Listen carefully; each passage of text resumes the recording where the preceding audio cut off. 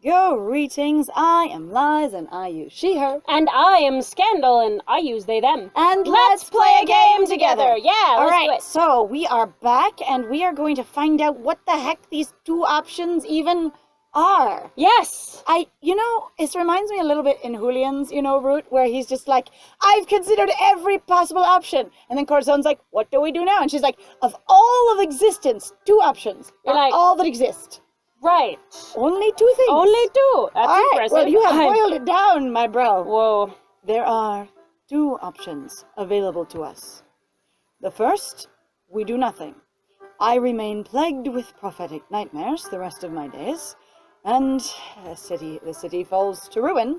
What? How does one lead to... Whatever. It's fine. That is a little bit of a dark... That is a stretch. That is possibly catastrophizing. Yeah, just a bit. That is a stretch, yes. Perhaps I take up wearing a rotting wedding dress and wandering the halls, speaking only in riddles. It is a thing in fashion that they do, is it not? Right.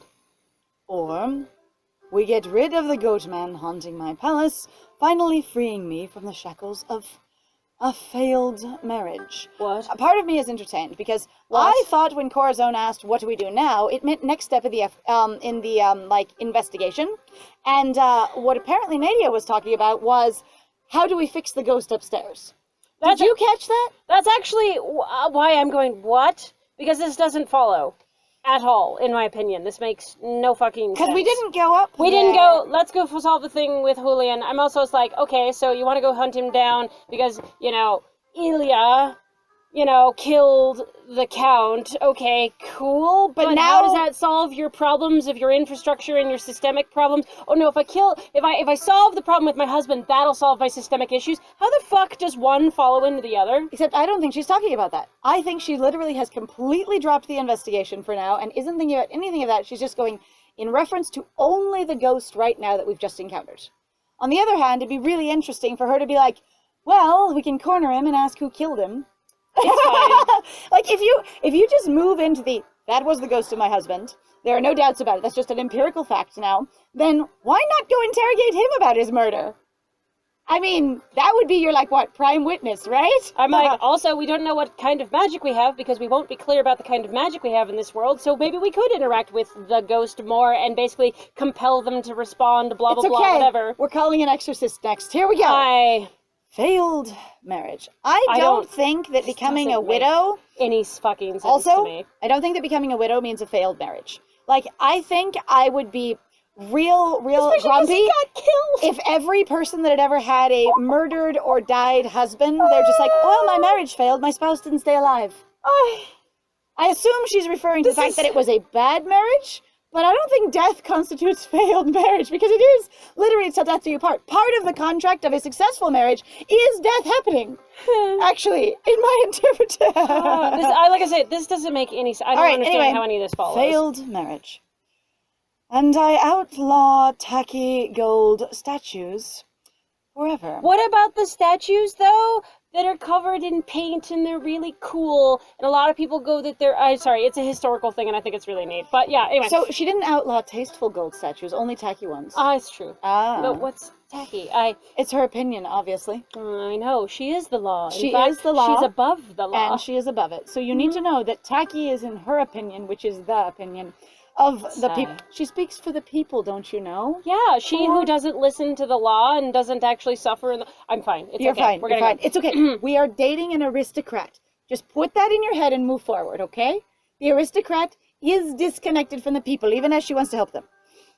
I'd say the answer is clear. Whatever spirit remains in Lucio's wing must be cleansed. Why? Do you know any good exorcists? And, I mean, because she wants him the hell out of her life. And I feel that girl. I get it. But also, again, I'm having very different priority feelings of going, why... We're not talking about the investigation. We're not talking about the ball. We're not talking about improving the city or anything. She's basically saying that I can't move forward with anything at all in any way until that ghost is out of my business. So, here then is my stupid question. Again, what order were these supposed to be played in? Yes. So Because I feel like there's basically, because your character's not interacting, going, hang on, what are you talking about? Explain this further. Let's talk about this. What does this look like? Let's talk about your motivations. Let's talk about your priorities. Let's talk about, well, the things that are going on. It's just this is the story, because she's just talking. This is all we're doing. And for me, based off of Julian's route, because we had the same question there, going, what order did you want me to play these in? Because they don't work very well on their own. They actually seem to only build off of each other or have expectations that you have knowledge from somewhere else, which doesn't work well, because then these stories aren't interesting and contained in their own ways that make sense. They feel kind of abstract and half-written. I was like, maybe. My friend is grumpy today. Hello, I support you. Hi. I was going to say, so for me, perhaps they wanted you to feel confused, and by that I mean basically involved in the mystery of I don't understand things the entire time, and that's part of what they were going for. Anyway, spirits linger when there is unfinished business. Yes? So finishing said business should free him. We questioned the first one. Fucking care about this fight. I mean, honestly, I think we should have waited for the experts to answer, but I think that was a rhetorical question, and she's just talking right now, not to Corazon. Catching his murderer should suffice. Oh, now we're back to the investigation. Going, I wanted to catch his murderer. Now I need to catch his murderer, even more pressing, because there's a damn dirty ghost in my attic. That's what I'm hearing. I guess. Nadia gives me a tired smile, a quirk to her lips that speaks of a brewing headache. We'd best retire for the evening, given that it's about 2 o'clock in the morning. Maybe like 4 a.m. It's fine. I don't know what time it is, but it looks like pre-dawn behind you, so you know. It's a common scene. It's okay. The moon is always out. It's getting late. Tomorrow, we shall meet with Vlastomir. His estate is outside the city limits, past the forest. And one thing that has occurred to me just recently... Hold on. My friend is excited as hell. Go ahead. Okay, hold on to that then. Go ahead. All right, okay. So one thing that has occurred to me very recently is I was wondering, as she was talking about building infrastructure, dealing with flooding and that kind of thing, and rejuvenating the city a little bit, which she hasn't discussed much, but it's there, and it's clearly a motivation of hers, I've been very interested in who it is that she directs to do things. Like, what's the chain of command and, like, the power structure here?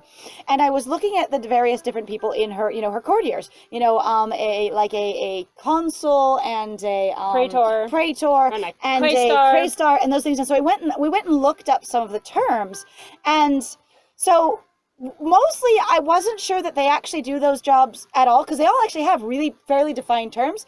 But Valerius, I want to know where he's from now. Yes. Because a consul is a representative of another country or city that is in your place. It's basically a diplomat representing the interests of a connected country. Yeah, they're a foreign diplomat that is there, basically speaking for the good of their own location. And also the people that are actually in that city. So it really is like, let's say you go to the UK and you're from the United States, that you would go to the US Embassy. That's where your consul would be. That's where your consul would be, right. And so you have somebody that represents your, foreign interests. Yes. And the thing is like, so either Consul Valerius is from somewhere else and we don't know who he's representing or what kingdom or what land he's representing. Right. Or he's from here and he's not literally out where he's supposed to be in the other country representing Vesuvia.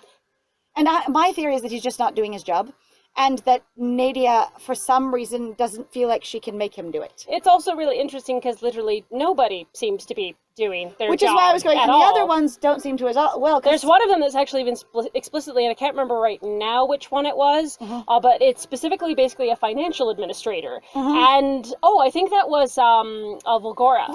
No, Valdemar is the financial administrator. The one with the pokies? No, Valdemar, whatever the name it was Valdemar. So Valdemar holds the position that is financial administrator, and I'm like, your head doctor over the doctors also does the finances of your kingdom. Sounds wild, because that's what their title is. Yes. The title, when you look it up, is for, it's what, Valdemar? Quaestor Valdemar?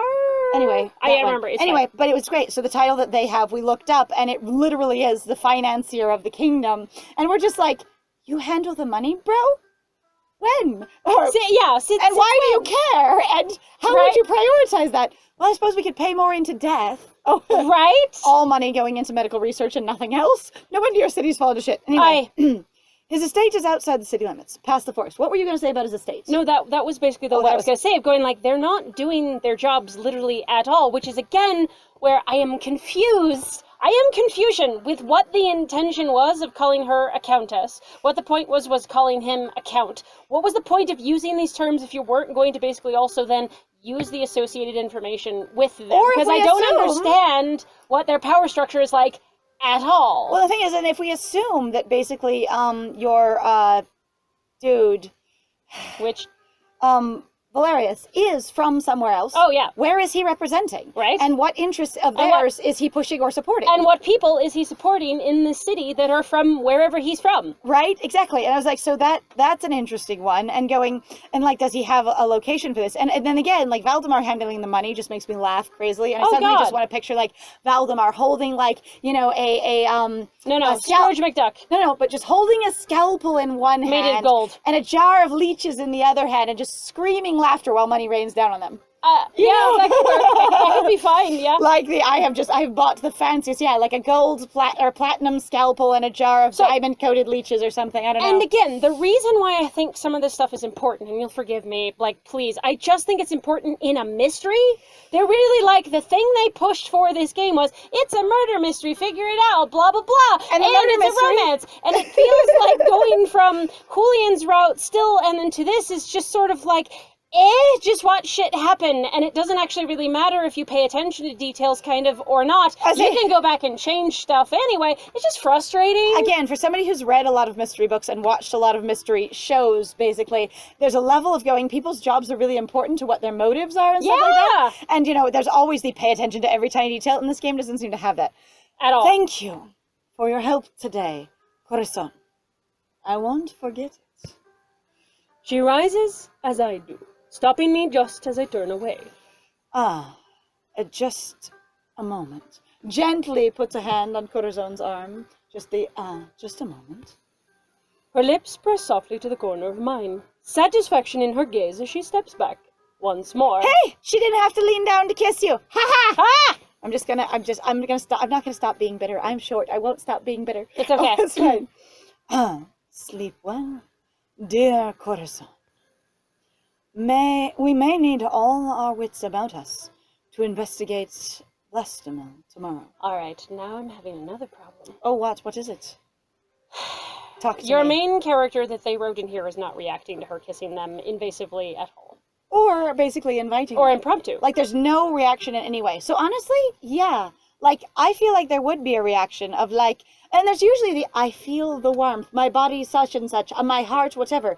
There was nothing. There was, she grabs me, leans over, and kisses me, and Then she just kept talking, and your character's just like, I was like, did we short circuit? Corazon.exe has stopped functioning? Yeah, like, what? That sounds wild. Actually, good catch there, because that is like, we still respond really strongly to physical affection from her. At least we have. The character that they wrote Right. really does. In all prior scenes, the MC does. And have there nothing there is wild. All right. Oh, chapter. Yay! It's chapter time. Horsing around book 3. Nay. Nay, I say. Nay. I knock lightly at Nadia's door, shifting my weight as I wait for a response. Wait, why are we at Nadia's door? This morning, Portia told me, so it's the next day, told me Nadia requested me in her rooms. I wonder idly if Nadia needs a stretching partner once more, or if another headache has plagued her. After a short wait, a tired voice welcomes me inside. Or if she wants to flirt more, because I would wonder that. If she just wanted to see me. You don't have to be completely naive. She has been downright direct with some interests of hers. And again, like, why would the MC? I am oblivious to sexual and romantic overtures in all ways, and she wants me at her room.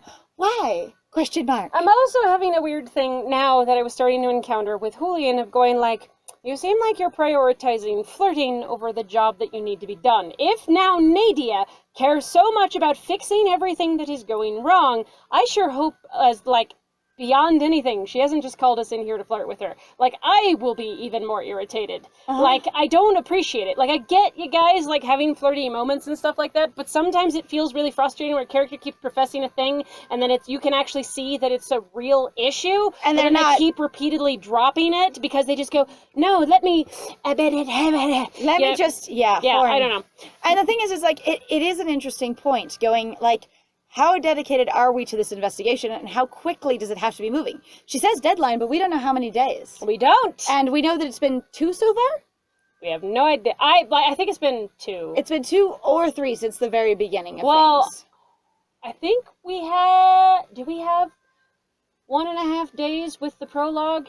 I'll say it was only one, like they came in at night and then the prologue ended on the next day, I thought. Okay. I think we're probably on the 3rd day of the story altogether. Right. But still, we don't know how much time we have. And that's usually, that is the Hollywood plot point. What is the pressing time frame, you know? Right. Nadia is still in bed when I arrive, gazing out one of the high windows onto the palace grounds. Her rich Tyrian hair is splayed across the pillow like a halo, illuminated by an early morning light. So she's laying down in that, staring out of the window. Did she, move the curtain all the way around, but now she's looking through the headboard because she's made of God? Okay, there could be windows on 3 sides of this room if it's, out on, a rampart kind of thing. I hope so, but all the light looks like it's coming forward. There's no side light. Does that make sense? Well, you have to imagine the side light yourself, because the artists were looking at a specific thing. The bed rotates, okay? You just press a button and it rotates, okay? It rises. It's one of those things where you can actually, you can have someone pull a cord and the entire owl and, thing just raises up, and then you can just lay there and look at stuff. Right. Still through the headboard? No, but, if you're laying it down on this end, because it's a giant-ass bed, and how tall the windows are, you can see things. I love the fact that, honestly, every time I look at this, I keep seeing the Cinderella mother bed. Oh, God! Oh, my God! Lady Germain. Yeah, I say the Disney version of Cinderella's... She turns towards me, a slow smile spreading across her lips at the sight of me. There we go. Now there's actually your hair is actually down now. I expected her to be dressed like this when she came running to us the other night. That is what I expected her to be wearing out on the bridge, etc. I'm also the feather motif in the... It's super cute. It's super cute. It's a very fun, robe. That has got to be the biggest fucking pain in the ass, though, in regards to, getting your hands caught in things or those things tearing. What do you mean? So, the feathers, do they have holes in between them? I think it's just sheer between them. See here, how there's a thing down at the bottom? Oh, and the color changes. Okay, it is just sheer. It's just sheer. It's okay, that's good, because I was really just So what you've got is, her chest is covered by something opaque, and then underneath it's sheer, and then sheer going all the way down. Yeah. Okay, that's fine. See? Because they couldn't, they can't see titty. You can't show female presenting nipples. Ask We're the internet. on Tumblr again! It's okay. Okay. And since the Arcana started on Tumblr, they know. But anyway, this is what I expected her to look like when she first came to us right after sleeping. Yeah, I know. That's it.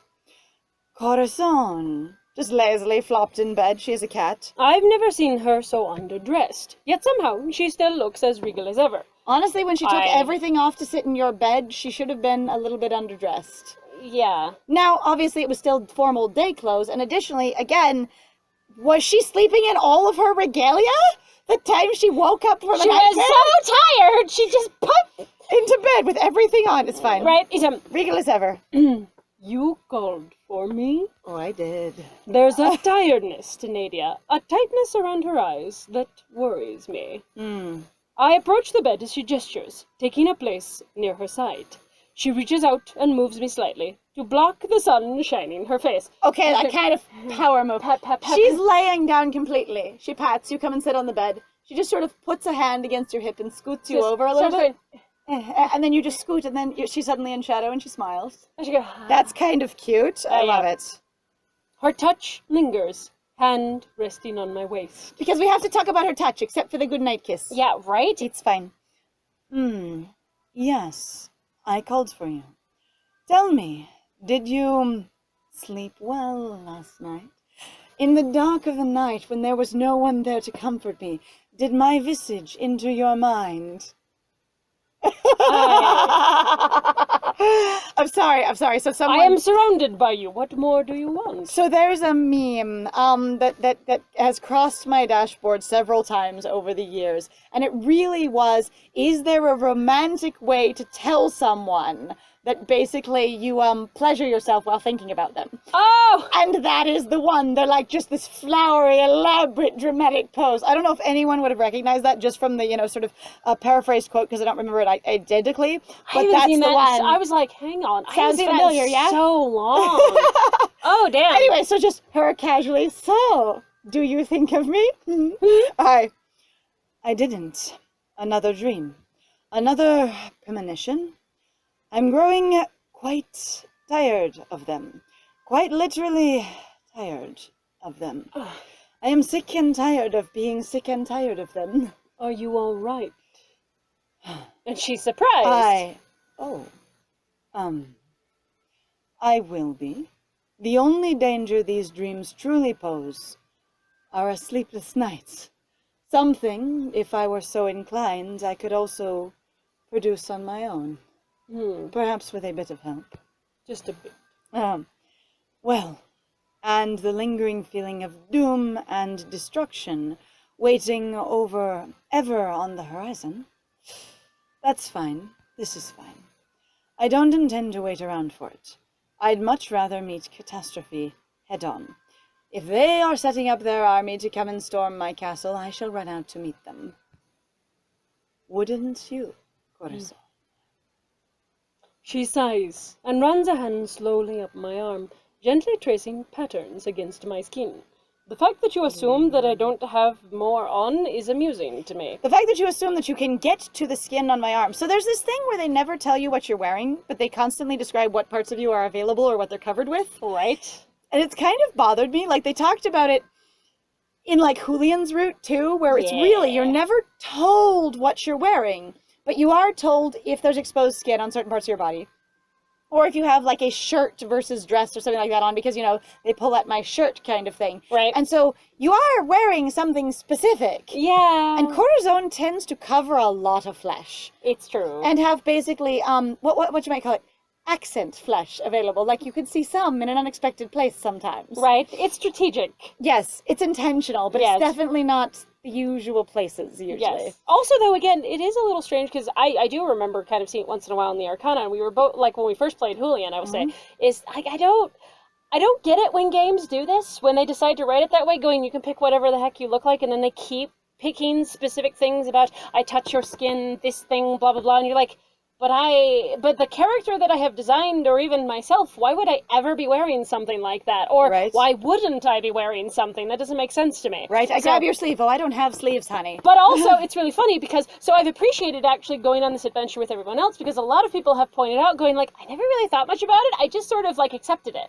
which is totally fine. I'm not saying your version, like your way of playing the game is wrong. There's no wrong way really to play a game, because games are a subjective experience, and actually the idea of a game is very subjective. This is why I've also been interested in hearing in the comments if anyone actually has an apprentice, rather than sort of playing as themselves. And did they ever run into basically a roadblock where their version of what they wanted or what they envisioned didn't actually work with the text, and they just plowed, and they just, and you know, did you headcanon something different? Did any of you go, well, in my case, it happened this way, kind of thing? And for me, like, that wonderful MC in the wheelchair, I wonder how they handle the stairs to Lucio's room.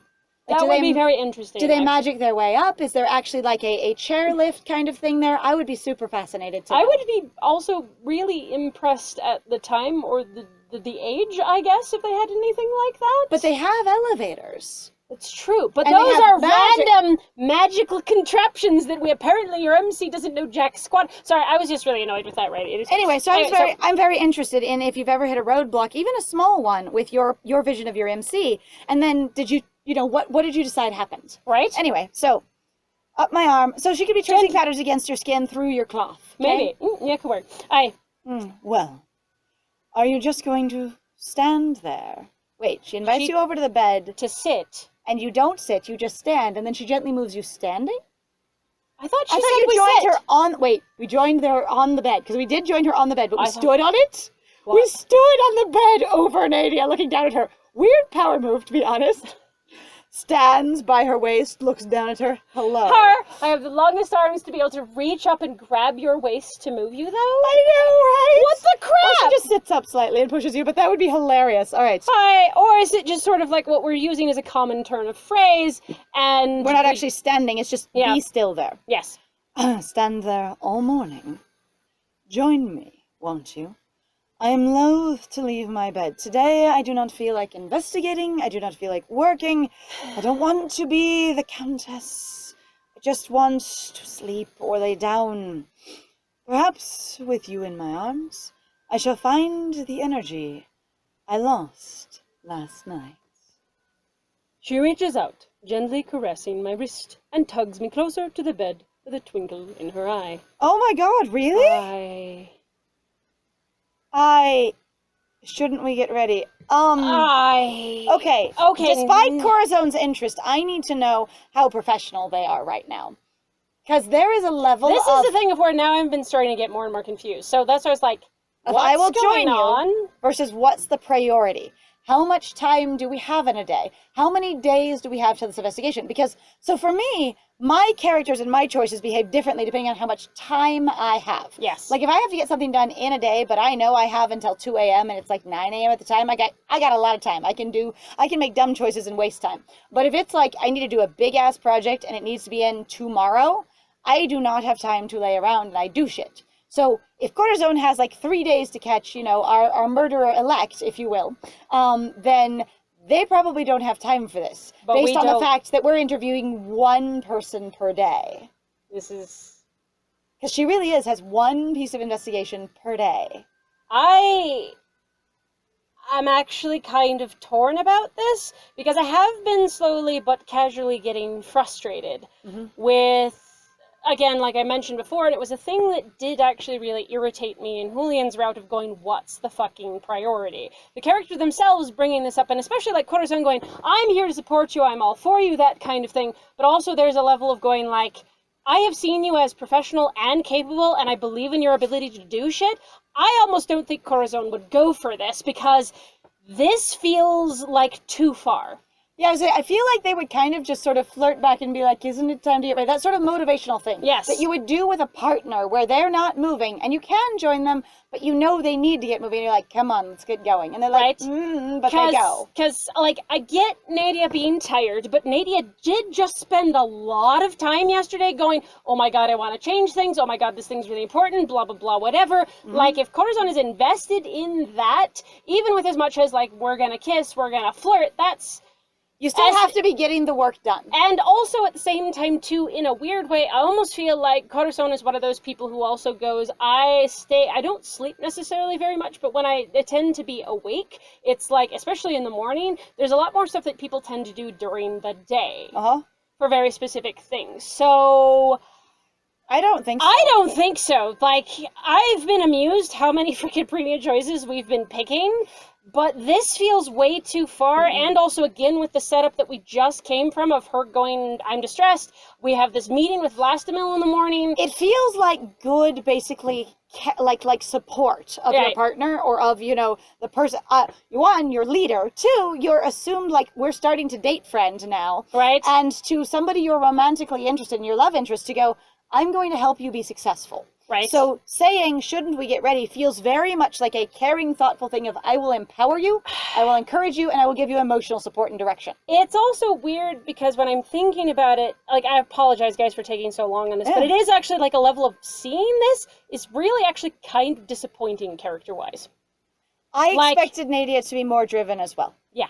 And so, and I was kind of afraid that because I noticed there's been way more basically physical intimacy that's been offered up through these paid scenes compared to Julian's route. I was kind of concerned that that's mostly what we're going to get out of the paid scenes, and what I'm seeing so far with Nadia, that is all we're getting. It's not a, let's further this investigation, let's get more information about let's the stuff. Let's get backstory or character, or learn about your life a little bit like that. Like, I think what Corazon has admired is the drive. Yes. And this is actually disappointing. Yeah, I think Corazon here would be like, you will need a little more support than I assumed. Going, perhaps you need more bolstering than I had originally imagined. Because Corazon is very driven. They've spent a lot of time doing their own sewing. They've spent a lot of time doing their own spells. They put them in their own clothing. They've taken care of a lot of their things. And also they've been super intimidating to Asra and pushed him off in a lot of ways, simply because his style never worked for them. They're also trying going to... because Asra keep leaving Corazon was a level going, oh, I need to be self-sufficient, fuck this. Yeah, I was just so Corazon latched very hard onto self-sufficiency. Corazon's basically rebelliousness is because they see Asra as basically inconstant, and that's really frustrating. So, because it's like, I need to be able to rely on myself. Yes. So, honestly, though, I mean, like, think about it. Like, can you imagine just going away for days at a time with your 3-year-old at home? Yeah. And also, again, the weird implication now in this, apparently, storyline, that you've never really been to a lot of places is bizarre. Like, I guess you could be super competent in the household if he's never let you out of it, but that sounds wild as That well. sounds weird for At any rate, Corazon, too. shouldn't we get ready? Shouldn't we get ready? Shouldn't we get ready? A countess is never late, Corazon. Everyone else is simply early, sliding slowly out of the bed. That thing where you're laying fully back and your feet are hanging off the end and you just start sort of curling your legs to slide yourself out of bed and gently sort of like half flop on the floor. Okay, also, like, my other question is, did they want to basically write more or less a generic king and queen? Like, I have wondered if the reason they pick countess is because it would be not the stereotypical you're dating the queen or you're dating the king, because we know Lucio obviously has a route. But I like, it sounds like the stereotype more strongly that I've heard associated with something like that, because a countess is still a lower position, period. They've still got people they have to answer to. Yes. A king or a queen could fuck around all day all they wanted. But according to the stereotype, at least. Doesn't get to. Yeah, so I don't get this. Which is why I would like to know more about her political position, because if we're using the word countess and we're not describing it, we assume real-world countess. Right? Because, you know, if you say fork... Shorthand! If you say fork in your story and you don't describe it as, you know, a particular type of, like, murderous implement that is used only by space guards, it's a normal food fork. Right? Or, basically, what we're trying to do is explain that a countess is a very different thing, which is fine, and you can do through the context of the story, but they also don't seem to be really approaching it in any way that I can comprehend, so I don't know. All right. Everyone else is simply early. Still... stares at you like I'd really like to have you in my bed, damn it. But then scoots and stands up. I suppose you may be right. I would like to talk to you before we travel to Vlastomil's estate, and I was not planning on doing any talking in this bed. Ah, but you would look so cute in my arms. Perhaps tonight, then.